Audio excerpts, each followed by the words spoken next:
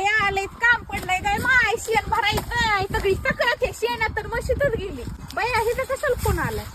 hello हे अमेरिकेला आले हळदी कुंकाला बाई काय सांगू तुला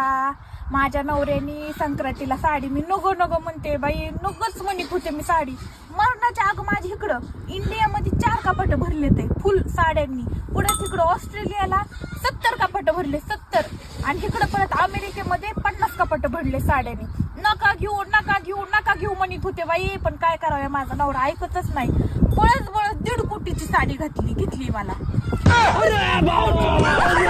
कोटीची